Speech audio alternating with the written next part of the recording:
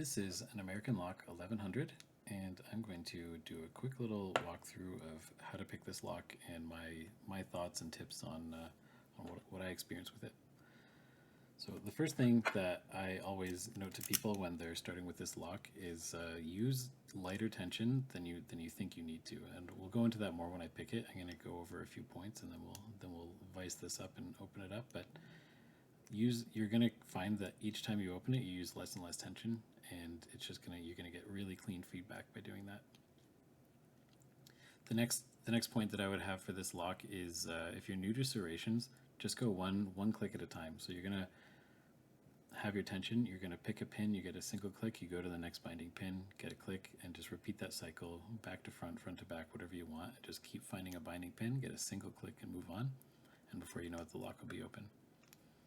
The next thing that people notice, especially when they start trying to pick this lock, is the keyway and the core tension. So to open this lock, it actually requires quite a bit of force to turn this key to get this to open.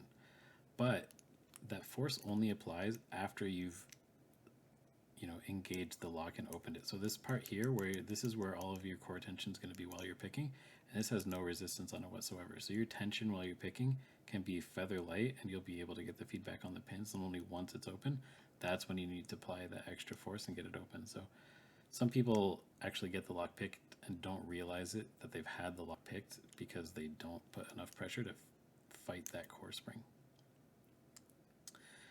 The next thing that I would say is try out different tools. I've got a short hook and a deep hook here. I've opened this lock with both of them, but some people have different preferences, and some locks respond better to different pick depths depending on the bitting of the lock. So experiment around. If you're getting stuck, just switch it up. Try a different tensioner, try a different grip point. See what works for you, and you'll get there. And the last thing is just practice. I've spent a lot of time with this lock. Even today, I opened this lock 5 or 10 times just to make sure I was ready to record this. And practice is going to make this lock look like it's a lot easier than it is compared to when you get it fresh out of the package. So don't get discouraged, just keep trying. And yeah, let's walk through opening this up. Okay, so we got this in our vise, and I would recommend, if you can, picking this in a vise, especially if you're struggling with it. You're going to get a lot better feedback just on your tension wrench, and you're just going to eliminate more variables for yourself, set yourself up for an easier pick. I'm going to use top of the keyway tension and this deep hook. I like using my thin deep hook just so I can go straight down the middle here and just touch each pin without worrying about disturbing any of the others. And for my tension, like I said earlier, I'm just going to be using basically a single finger, and I'm not even pushing on it. I'm just kind of resting and just applying the smallest grams of force just to be able to test with the pin state, essentially. And anytime that I'm getting pushback from trying to set the pins, I'm going to let it go. I'm going to let the pin move as it wants to. And all this is doing is just testing the pin states, looking for a binding pin, and trying to get a small click out of it. So really simple, really relaxed, just going back to front or front to back, whichever you prefer, and trying to get a single click and move on. Obviously, once you get better at it, you can, not just do a single click and get the pin set, but that'll just take a bit of practice with the spools. So I get a click and I go.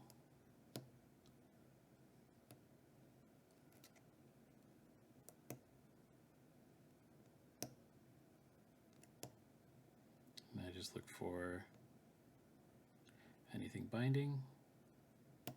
If it wants to click,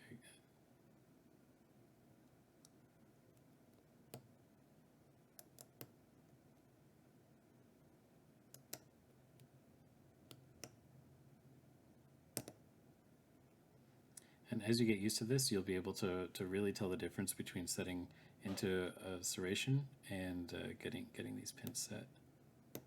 So right there, that was a pin set compared to these serration clicks that we've been getting.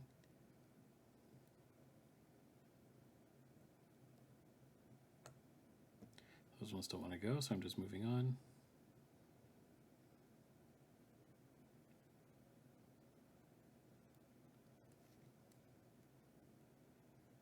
There we go, click.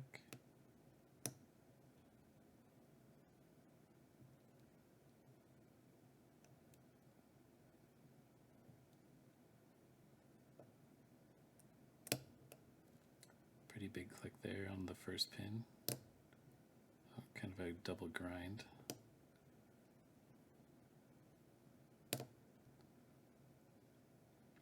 So it might have been the bottoms of some spools there that we overcame.